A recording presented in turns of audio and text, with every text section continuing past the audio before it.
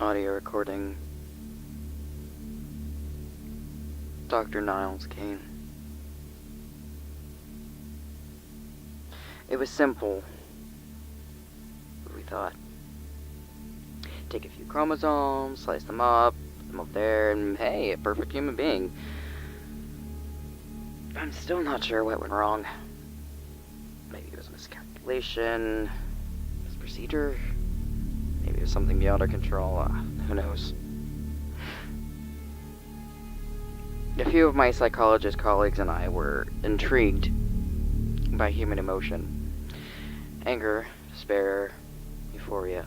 So was it possible to lock the mind into one emotion, to lock it into a euphoric state so that no sadness or anger would cloud its thought? Theoretically, yes. Now, I won't describe our procedures to you, both because I wouldn't want you to repeat them, and I fear I would go mad if I have to recount them. Terrible things we did. We were youthful, ambitious, and nothing could stop us, and no one could tell us that we were wrong.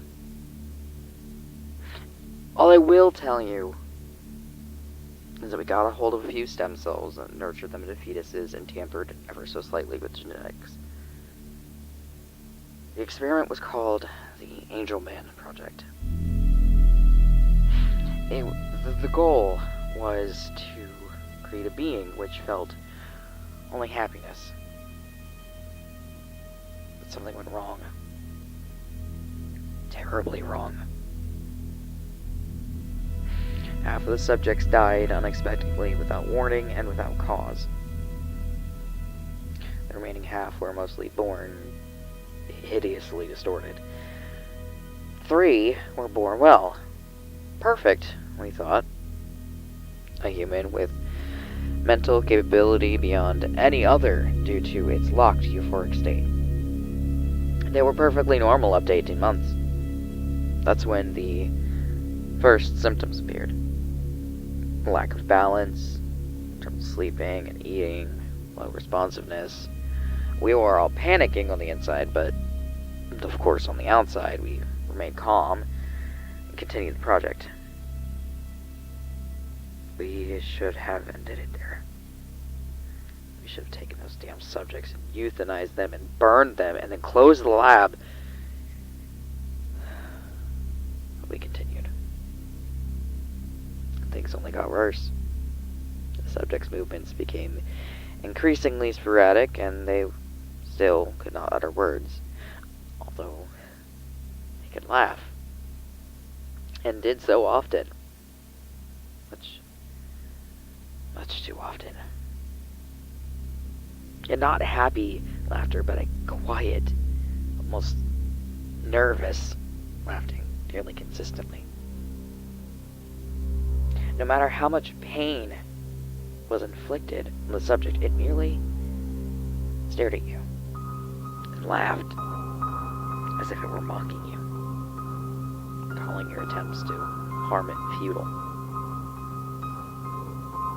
We expected the subjects to have extra learning capabilities, but quite the opposite occurred. Their mental development was severely delayed. They couldn't pay attention to something for more than a few minutes before lapsing into a laughing fit. But we continued, hoping that these symptoms would clear up as the children got older. We gave a name to the symptoms: Happy Puppet Syndrome, because the mindless movements of the children made it seem like they were puppets on strings. 5 years into the project, we realized there was no hope. We could no longer stand the incessant laughing of these children, as if they knew something that we did not, as if they had some kind of joke that passed between them. To look at a child and see it twitch sporadically and laugh excessively is a haunting thing. 2 of my colleagues had already quit because they couldn't stand it. Never heard from them afterwards. They were most likely dead. The children had not talked for 5 years. Only laughed their damn laugh. We went in to give them breakfast, and they stared at us with their huge eyes twitching, giggling, saying nothing. We laid the meal in front of them and left. The meal was laced with toxins that would silently and painlessly kill the subjects. It was a painful thing to do, but it had to be done. However, it would not be that easy. As a friend of mine laid a tray of food down in front of one of the boys, the laughing stopped. The boy looked up at my friend. His eyes suddenly dark, dead serious. Laughing gone. They continued to stare and twitch for a while. My friend was in shock and just wouldn't move. Colleagues and I stood with pen and notepad ready to take notes. Suddenly my friend fell to his knees, grasping his head and yelling furiously. He appeared to be in tremendous pain. My colleagues and I were so surprised by this we couldn't do nothing but sit and watch. My friend collapsed to the floor, yelling curses. He jerked violently a few times and then went limp. I held back the urge to be sick, more successfully than a few of my colleagues. Something about this was not normal. A dark presence seemed to tower over us. We immediately sealed the entrance. The boy stopped and looked at the door and laughed. He fell to the floor, twitching and rolling about, laughing insanely. The 2 others did the same. After a few minutes, the fit ceased, and they stood up, still twitching, still giggling. The lights went out.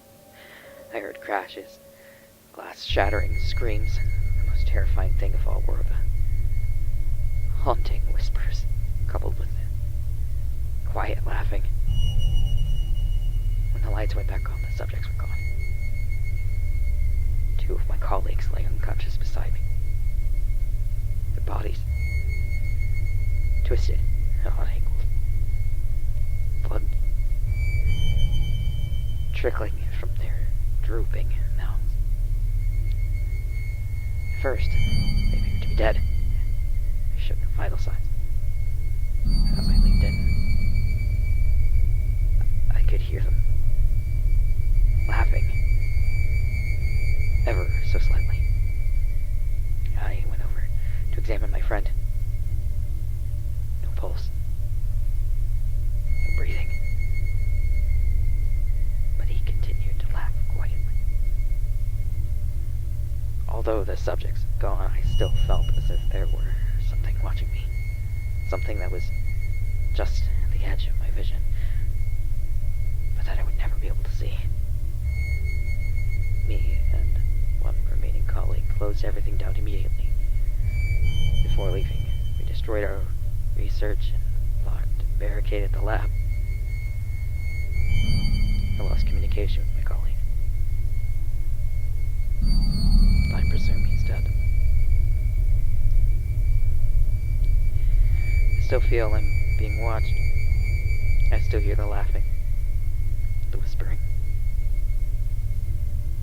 My dreams. Sometimes when I'm awake. When I do, I run. I get up and I leave wherever I am. I'm not able to stay in the same place for more than a few days because of it.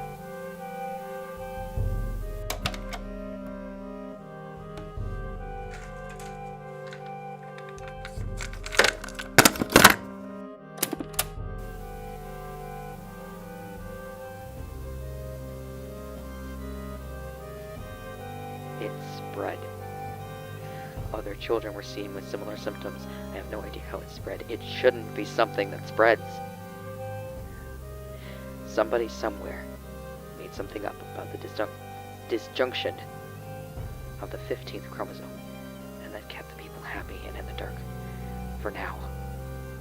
The disease was coined Angelman syndrome. So far, the spawn are not dangerous, but I know the originals still lurk somewhere. I know they're coming for me. I know they will find me. I accept this. And this is what I get for attempting to tamper with nature. I leave this tape here as a warning. They're coming for you too. They're coming for all of us. If you ever hear whispering, laughing at the edge of your hearing, run. If you ever feel as if something stands right at the edge of your sight but you cannot look at it, run.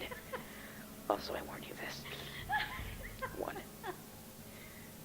Do not tamper with what is not yours. 2. Even angels can be demons in disguise. And 3. Do not come for me. I'm as good as dead. These tapes were found in an abandoned laboratory discovered deep in an Alaskan forest. The laboratory consisted of an observation and containment room. The containment room was locked and barricaded, and the entire lab seemed to have caught fire at some point. Traces of blood were found in both the containment and observation rooms. The exact nature of this lab is yet undiscovered.